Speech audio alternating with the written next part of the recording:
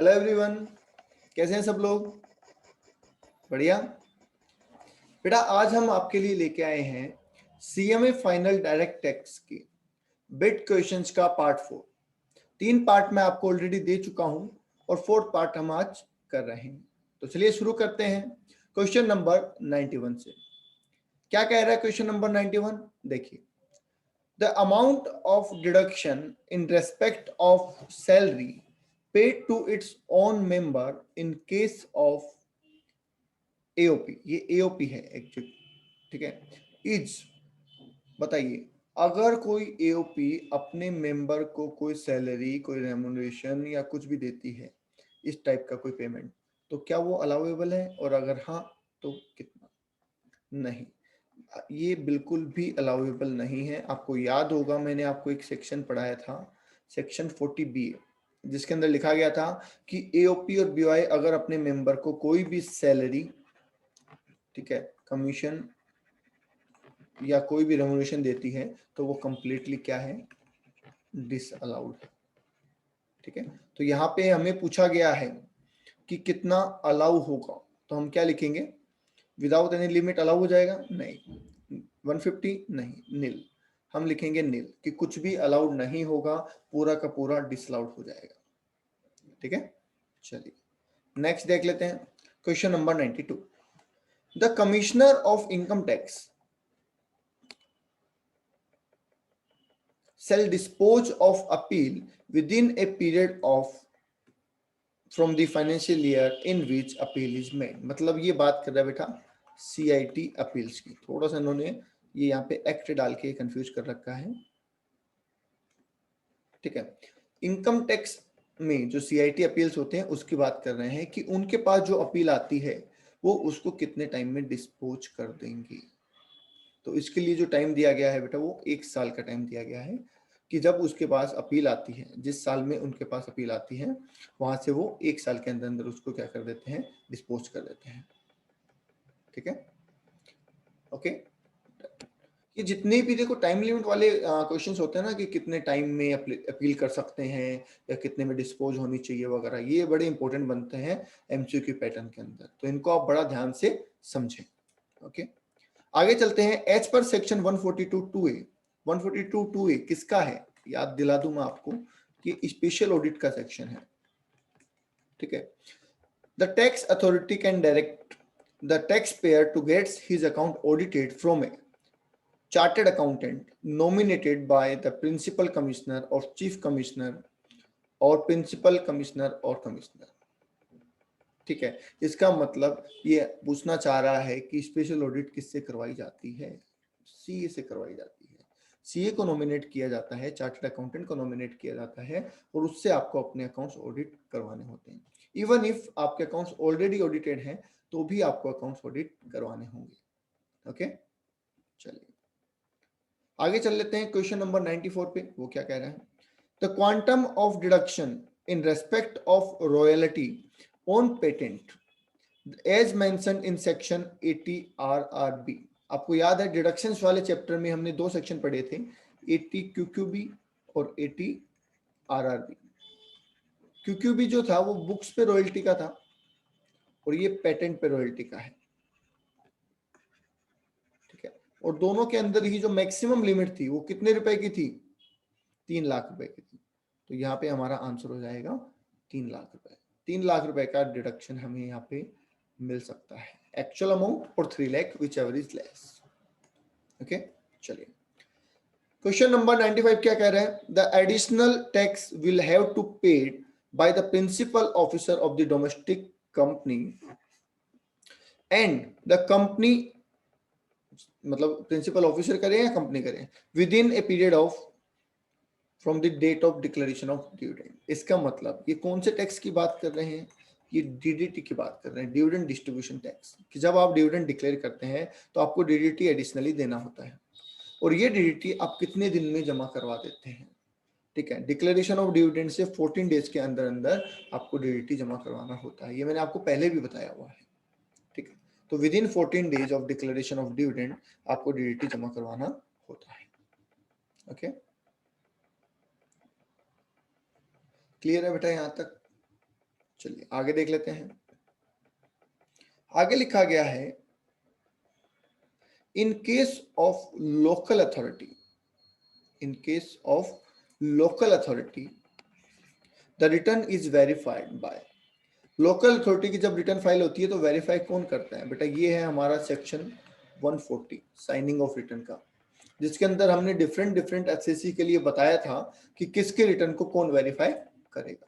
तो local authority के लिए हमने बताया था आपको प्रिंसिपल ऑफिसर, जो उस अथॉरिटी का प्रिंसिपल ऑफिसर होता है वो उस रिटर्न को वेरीफाई करता है। ओके, चलिए आगे देख लेते हैं क्वेश्चन नंबर 97, पे एज यू अर्न। ये सेम टू सेम लाइन मैंने आपको बताई हुई है, कहां पे? एडवांस टैक्स में। ठीक है, तो देख लेते हैं क्वेश्चन क्या है। Pay as you earn scheme is also known as interest, income tax, advance tax या नन ऑफ दिस। सिंपल सा क्वेश्चन है एडवांस टैक्स, क्योंकि एडवांस टैक्स में आपको प्रीवियस ईयर में ही पेमेंट करना होता है और कमाते भी आप प्रीवियस ईयर में, तो जैसे कमाओ वैसे चुकाओ। तो इसका नाम क्या हो गया? पे एज अर्न या फिर एडवांस टैक्स। ओके, चलिए form for making application of settlement of cases as specified under section 245C subsection 1। ये बेटा सेटलमेंट कमीशन में जब हम जाते हैं, कब जाते हैं? जब हमारा कोई केस पेंडिंग चल रहा होता है तो हम सेटलमेंट कमीशन में जा सकते हैं और जाके वहां पे हमें फुल और ट्रू डिस्क्लोजर कर देना होता है कि मेरी इतनी इनकम है, ये मैंने इस तरीके से कमाई है और उसका टैक्स पे करने को मैं रेडी हूँ। ठीक है, और टैक्स आप उसका पे कर देते हैं, तो वो आप एप्लीकेशन वहां लगा सकते हैं। उसके लिए जो फॉर्म है वो होता है फॉर्म 34B। ये जितने भी फॉर्म है ये आपको याद रखने हैं, जैसे अपील करने के लिए CIT अपील में फॉर्म नंबर 35, तो वैसे ये सारे फॉर्म आपको याद रखने हैं। ओके, नेक्स्ट क्वेश्चन है application made to the authority for advance ruling can be withdrawn after the lapse of, मतलब कितने दिन के बाद? Days period of application with the permission of authority if fact and circumstances are justified. कितने दिन के बाद परमिशन के साथ ही उसको रिवोक किया जा सकता है? तो बेटा आंसर इसका रहेगा 30 डेज। मैंने आपको जब एडवांस रूलिंग पढ़ाया था तब आपको ये बताया हुआ है कि 30 दिन तक आप रिवोक कर सकते हैं और बाद में फिर अथॉरिटी की बात आ जाएगी। ओके, आगे देख लेते हैं question number 100, monetary limit of disposing of A case by a single member of ITAT under section 255 subsection 3 is. एक सिंगल मेंबर की जो बेंच होती है वो उसको डिस्पोज कर सके, ठीक है, उसके लिए कितने रुपए का केस होता है? मतलब क्या होता है कि लिमिट बनाई गई कि इतने रुपए तक का केस सिंगल मेंबर कर सकता है, इससे ज्यादा हुआ तो फिर उसके एडिशनल ब्रांच में जाना पड़ेगा या मेन ब्रांच में जाना पड़ेगा, मेन बेंच में, सॉरी बेंच में जाना पड़ेगा, तो वो डिसाइड करते हैं। तो सिंगल बेंच के लिए बेटा अमाउंट होता है 50 लाख रुपए का। 50 लाख तक का केस है तो सिंगल मेंबर बेंच उसको सुनवाई कर सकती है। ओके, चलिए नेक्स्ट क्वेश्चन है हमारा 101, N eligible business as referred to section 44 AD shall pay the advance tax during the each financial year on or before। देखिए जो लोग एडवांस टैक्स में, मैंने आपको बताया था ना कि एडवांस टैक्स में दो तरीके की कैटेगरी बनाई गई है। एक वो लोग जो 44 AD और 44 AD में आते हैं, इन्हें एक इंस्टॉलमेंट में 15 मार्च को पे करना होता है और जबकि बाकी लोगों को 4 इंस्टॉलमेंट दी जाती है। ठीक है, 15 जून, 15 सितंबर, 15 दिसंबर और 15 मार्च। तो हमसे पूछा गया कि जो 44 AD में आते हैं उनके लिए एडवांस टैक्स पे कब करना है? तो एक सिंगल इंस्टॉलमेंट होती है 15 मार्च की, तो 15 मार्च को 100% उन्हें पे कर देना है। तो हमारा आंसर हो जाएगा C 15 March. Okay, next, maximum limit of deduction in respect of rent paid under section 80GG। Deductions में हमने जब 80GG पढ़ा था तो हमने कहा था कि अगर कोई आप रेंट पे करते हैं तो 80GG में आपको डिडक्शन मिल जाएगी, जो कि 5,000 रुपए पर मंथ की मैक्सिमम हो सकती है। अब हमें पूछा गया मैक्सिमम, तो 5,000 है वैसे तो, पर वो पर मंथ है। ठीक है, यहाँ पे बताया नहीं गया कि आपको 3 चीजें देखनी होती है, वहां पे आपको 3 बातें लिखाई गई थी और लिखा था list of the following deduction मिलेगी आपको। तो अगर मैक्सिमम में जो हम लिखते थे वो हम लिखते थे 5,000 पर मंथ। इसका मतलब साल में 60,000 की मैक्सिमम डिडक्शन आपको मिल सकती है। ठीक है, पर यहाँ पे जो ऑप्शन दिए गए हैं तो हम ये अज्यूम कर लेते हैं कि ऑप्शन पर मंथ होंगे, तो हम 5,000 का उसको अलाउ करेंगे। ओके, हम 5,000 के डिडक्शन पे क्लिक करेंगे। ठीक है, वैसे एक्चुअल प्रोविजन मैंने आपको बता दिया है, it's 5,000 per month.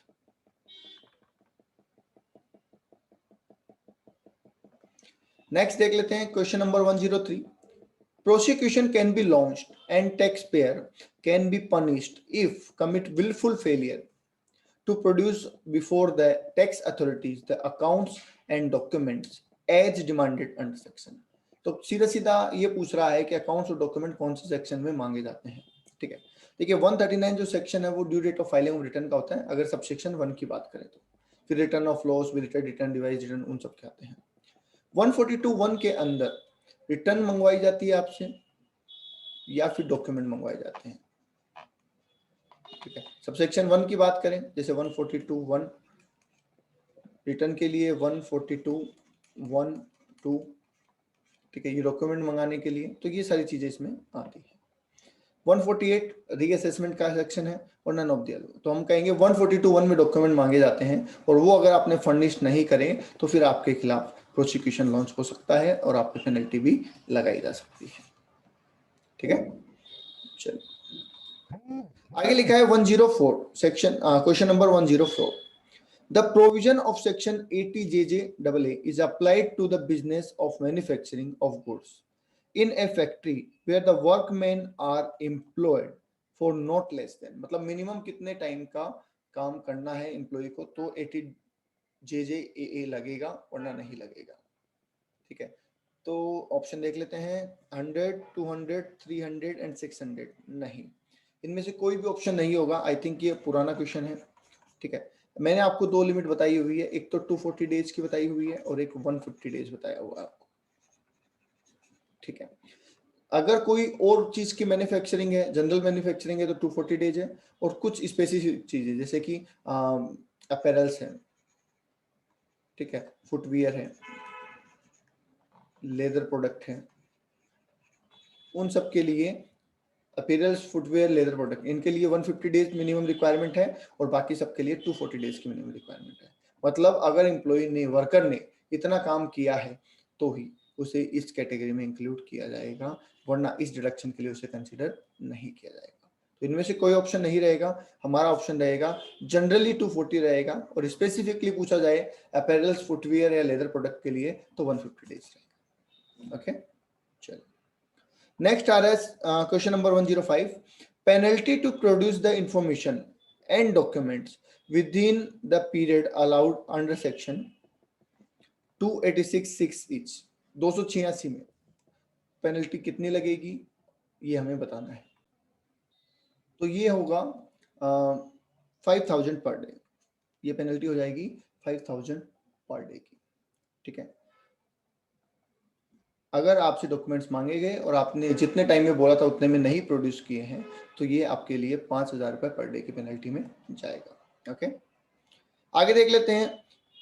Penalty for failure to furnish the information and document as required under section 92(d)(4), मतलब इंटरनेशनल टैक्सेशन से रिलेटेड है, by a constituent entity of an international group referred to a section 286 will attract the penalty 4। बेटा ये आता है 271 GB के अंदर आता है।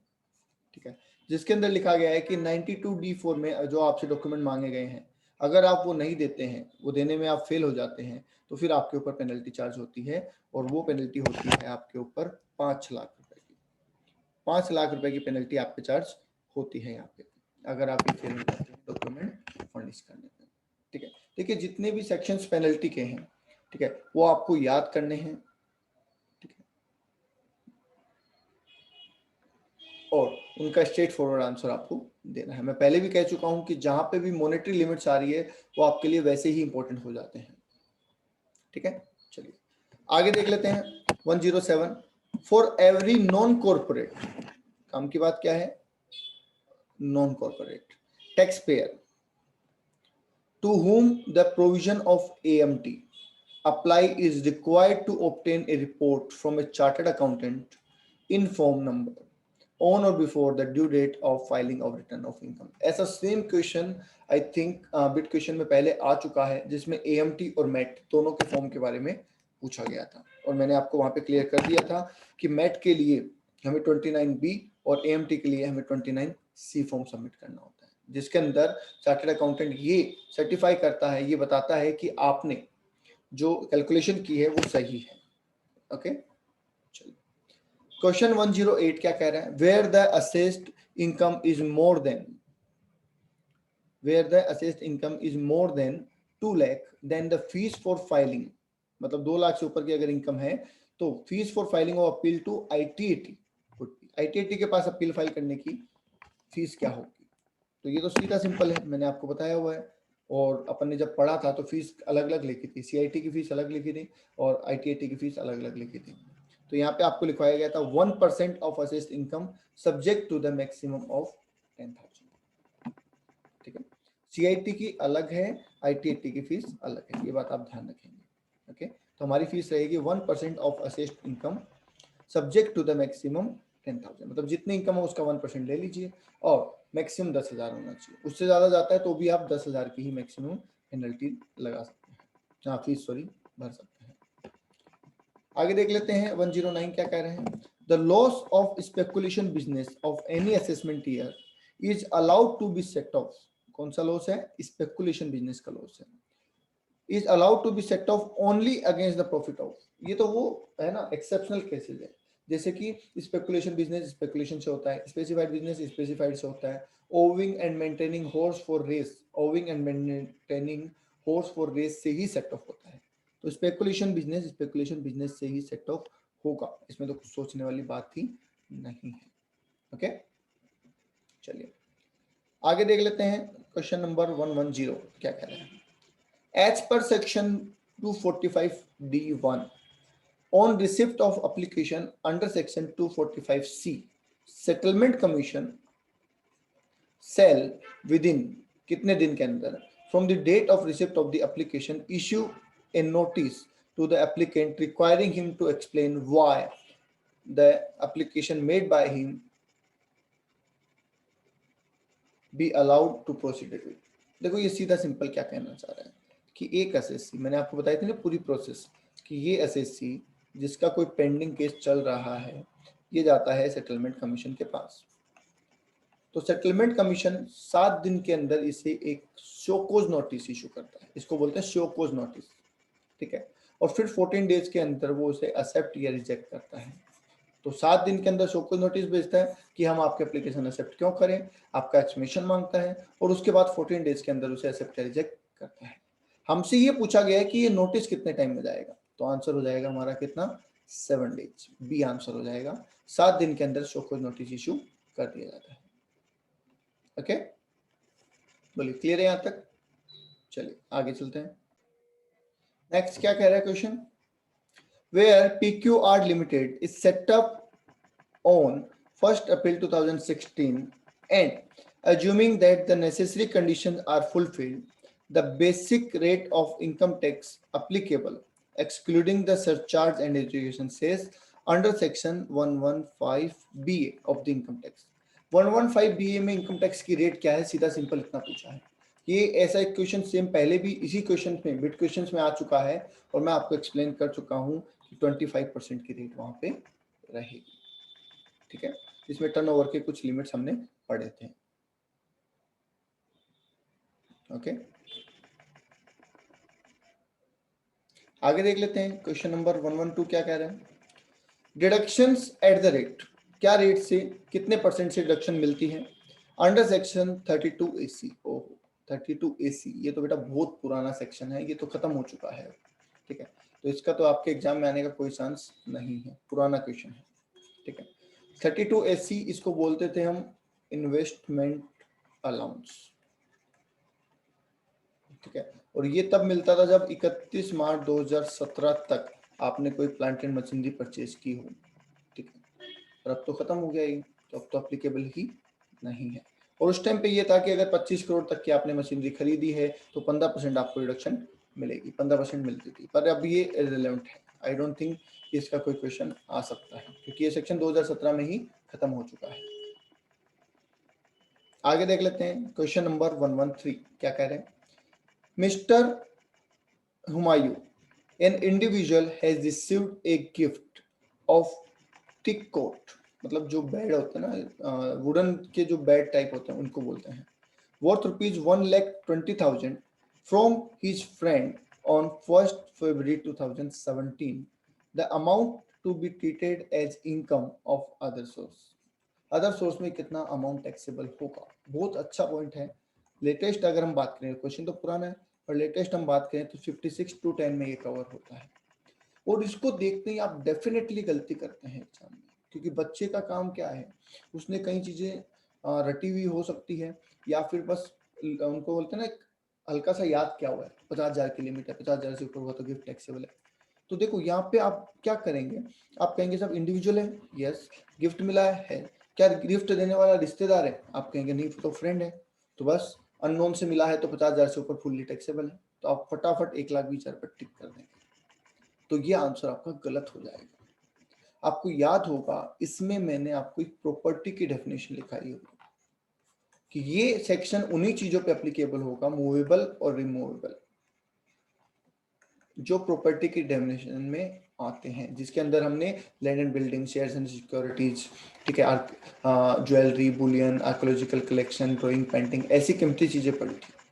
तो उन जो चीजें उन प्रॉपर्टी की डेफिनेशन में नहीं है उन पे ये सेक्शन एप्लीकेबल ही नहीं होता है, ठीक है। और जब ये सेक्शन एप्लीकेबल ही नहीं होता तो उसकी वैल्यू चाहे 50,000 से कम हो चाहे 50,000 से ज्यादा हो, डजेंट मैटर, वो टैक्सेबल नहीं होगा, ठीक है। तो ये जो है टिक कोड, ये हमारी प्रॉपर्टी की डेफिनेशन में नहीं आता है, और जब ये प्रॉपर्टी की डेफिनेशन में नहीं आता तो ये अमाउंट कोई भी टैक्सेबल होगा ही नहीं, तो हम बोलेंगे नील। अदर सोर्स की इनकम कितनी होगी, नील होगी, क्योंकि ये पूरा अमाउंट ही टैक्सेबल नहीं है। ओके, चलिए आगे देख लेते हैं अंडर सेक्शन 222E, ये तो डिविडेंड का सेक्शन है, याद आया। 222A B C D E पांचों सेक्शन किसके हैं, deemed dividend. Under the income tax act 1961, any payment to the extent of accumulated profit by a closely held company, मतलब कि प्राइवेट कंपनी, ठीक है, by way of loans and advances to its shareholder, being the person who has the beneficial owner of the shares holding is deemed as dividend। मतलब कौन से person को loan दिया जाए कि वो डिविडेंड की कैटेगरी में आ जाए, ये आपसे पूछा है। तो आगे लिखा है not less than 10% voting power, not less then 15% of the voting power, ठीक है, मतलब पहला ठीक लग रहा है, 10% होता है इतना तो सबको पता है। जैसे ही आपको ये पता हो ना कि 10% होता है तो आपके दो ऑप्शन तो वैसे ही खत्म हो गए, 15% वाले दोनों ऑप्शन तो खत्म हो गए, पर ये 10 में दो दे रखे हैं तो वो देख लेते हैं क्या क्या है। Not less than 10% of voting power और not less than 10% of total of equity and preference shares. बेटा इसमें हो जाएगा वोटिंग पावर आपको चाहिए होता है, ठीक है, वोटिंग पावर आपको इसमें चाहिए होता है, इसलिए आप इक्विटी शेयर्स देखते हैं पर प्रेफरेंस को नहीं देखते हैं, तो आप यहाँ पे लेंगे वोटिंग पावर लेंगे। ओके, नेक्स्ट कह रहा है section under section 80 JJAA, deduction available to an eligible SSC fulfilling the prescribed condition is 30%, ये होगा 30% ऑफ एडिशनल एम्प्लॉय कॉस्ट, जितनी आपकी एडिशनल एम्प्लॉय कॉस्ट लगती है। इसकी कुछ कंडीशंस हैं कि नंबर ऑफ एम्प्लॉय बढ़ने चाहिए, एटलीस्ट 240 डेज काम होना चाहिए, वही वर्कर की डेफिनेशन में आएगा। तो अगर ये सारी कंडीशन फुलफिल होती है तो जो एडिशनल अमाउंट आप पे कर रहे हैं उसका 30% आपको 3 साल के लिए डिडक्टेबल होता है, तो हमारा आंसर हो जाएगा 30%। ओके, चलिए आगे देख लेते हैं क्वेश्चन नंबर 116 क्या कह रहा है। क्वेश्चन नंबर 116 कह रहा है when mister Hari engaged in the manufacturing activity, ठीक है, with the turnover of 125 lakhs has realized sale proceed through banking channels of 90 lakh, मतलब इनका टोटल जो टर्नओवर है वो 125 लाख रुपए का है, जिसमें से बैंकिंग चैनल से आया 90 लाख रुपए, 90 लाख रुपए बैंक से आया, एंड बैलेंस बाय केस, तो बैलेंस कितना हो गया 35 लाख, ये केस में आया। His income tax under section 44AD, देखो क्या है 44AD में दो रेट बताई हुई है ना आपको, एक 6% और एक 8%। अगर आपका डिजिटल ट्रांजैक्शन है, बैंकिंग ट्रांजैक्शन है तो 6%, और आपके कैश ट्रांजैक्शन है तो 8%। तो निकाल दीजिए 954, 5,40,000 की इनकम तो आपकी ये हो जाएगी, और यहाँ पे हो जाएगा आपका 280। कितना ही हो रहा है, क्या देख लेना, ठीक है। ओके, टोटल कर दो, ये टोटल 5 तो 7, 8,20,000 का टोटल हो गया है। क्या ऑप्शन? यस। तो हमारा ऑप्शन हो जाएगा सी। प्रिजम्पटिव इनकम कितनी होगी? बैंकिंग ट्रांजैक्शन का 6% और कैश ट्रांजैक्शन का 8%, दैट इज 8,20,000 रुपीज। ओके, चलिए। When a company engaged in the business of biotechnology incurs expenditure on scientific research towards land and building of rupees 20 lakh, other capital expenses rupees 10 lakh, and revenue expenses of rupees 8 lakhs. The quantum of deduction under section 35(2)(ab. देखो 35(2)(ab के अंदर मैंने आपको बताया था कि 3 expenses होते हैं, लैंड, बिल्डिंग और अदर कैपिटल प्लस रेवेन्यू। ये अलाउड नहीं है, ये अलाउड नहीं है, और ये अलाउड हो जाता है 150%। ओके, तो अगर हम यहाँ पे बात करें तो ये 20 लाख रुपए तो अलाउेबल ही नहीं है, ठीक है, क्योंकि ये तो है लैंड एंड बिल्डिंग के लिए, दोनों ही चीज अलाउेबल नहीं है। उसके अलावा अदर कैपिटल खर्चे 10 लाख रुपए के हैं, और उसके अलावा रेवेन्यू एक्सपेंसेस 8 लाख रुपए के हैं।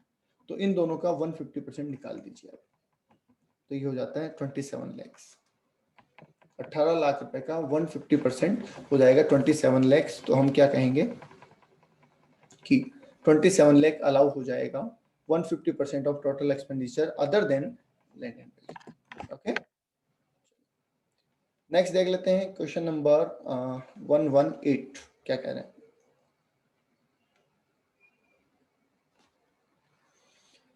मिस्टर मलिक रिसीव्ड ए नोटिस अंडर सेक्शन 148। ये सेक्शन आते हैं आपके दिमाग में आ जाना चाहिए कि कौन सा नोटिस है। तो ये रीअसेसमेंट का नोटिस है, या इसको इनकम एस्केपिंग असेसमेंट भी बोलते हैं, ठीक है। For the assessment year 2013-14 in March 18 he wants to make an application to the settlement commission में जाना चाहता है।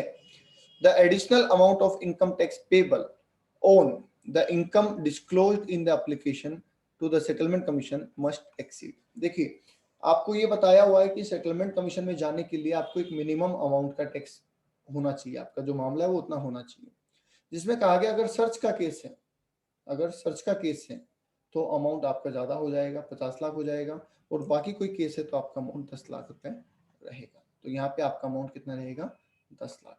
तो आप सेटलमेंट कमीशन में जा सकते हैं अगर आपका जो एडिशनल टैक्स अमाउंट है वो 10 लाख से एक्सीड होता है, ठीक है। चलिए नेक्स्ट कह रहे हैं क्वेश्चन नंबर 119। क्वेश्चन नंबर 119 क्या कह रहा है ये भी देख लीजिए। क्वेश्चन नंबर 119 कह रहा है ABC and company limited earned 15 lakh by way of transfer of carbon credit. The tax liability in respect of carbon credit each. देखिए, कार्बन क्रेडिट की बात कहाँ आती है? कार्बन क्रेडिट की जो बात आती है वो आती है बेटा सेक्शन 115 BBG में, ठीक है। सेक्शन 115 BBG में ये बात आती है, जिसके अंदर इसकी टैक्स रेट बताई गई है। टैक्स रेट कितनी बताई है? 10% plus applicable surcharge plus HEC, इस तरीके से रेट बताई गई है, ठीक है। हालांकि ये जो क्वेश्चन आपके यहाँ दिया हुआ ये पुराना क्वेश्चन है, ठीक है, ये पुराना क्वेश्चन है, तो इसलिए ये हम अभी नहीं करेंगे। इसमें से कोई भी आंसर सही नहीं है इसका। आपको आंसर क्या लिखना है? आपको लिखना है 10% प्लस सरचार्ज प्लस HEC, ये हमारा राइट आंसर रहेगा इन respect of carbon credit. Okay, next देख लेते हैं क्वेश्चन नंबर 120 क्या कह रहे हैं। When mister Atul is doing business has gross total income of rupees 9 lakh. क्या करते हैं ये? बिजनेस करते हैं और इनकी GTI जो है वो 9 लाख रुपए। द मैक्सिमम अमाउंट, क्या पूछा आपसे? Maximum amount he can claim deduction in respect of pension scheme by the central government under section 80CCD। 80CCD में जो पेंशन स्कीम है उसमें कितनी डिडक्शन इनको मिलेगी? तो देखो सैलरीड एम्प्लॉय होता है तो हम क्या करते हैं, एक्चुअल अमाउंट और 10% of salary whichever is less। But अगर सैलरीड पर्सन नहीं है, सेल्फ एम्प्लॉयड है, तो हम क्या करते हैं, एक्चुअल अमाउंट और 20% of GTI whichever is less। तो यहाँ पे क्या हो जाएगा, मॉनेटरी लिमिट नहीं है, यहाँ पे हो जाएगा 1,80,000, क्योंकि इनकी GTI 9 लाख रुपए, तो 9 लाख का 20% हो जाएगा 180, 20% ऑफ GTI, तो ये हो जाएगा 1,80,000। ये मैक्सिमम 180 की रिडक्शन क्लेम कर सकते हैं, जितना कंट्रीब्यूट करेंगे वो, या 180 विच एवर इज लेस, उतने की रिडक्शन इनको मिल जाएगी। आई होप ये क्वेश्चंस आपके एग्जाम में आएंगे और हमारे वीडियो ने आपकी काफी मदद की होगी इन क्वेश्चंस को समझने में। तो आज के लिए बेटा इतना ही, बाकी करेंगे कल। अगर वीडियो अच्छा लगा हो तो लाइक कर देना और कमेंट बॉक्स में जरूर बताना वीडियो कैसा लगा।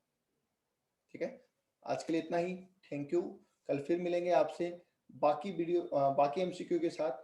एक वीडियो हमारा और आएगा जिसमें इसके बाकी रिमेनिंग सारे एमसीक्यूज आ जाएंगे। ओके, आज के लिए इतना ही, थैंक यू।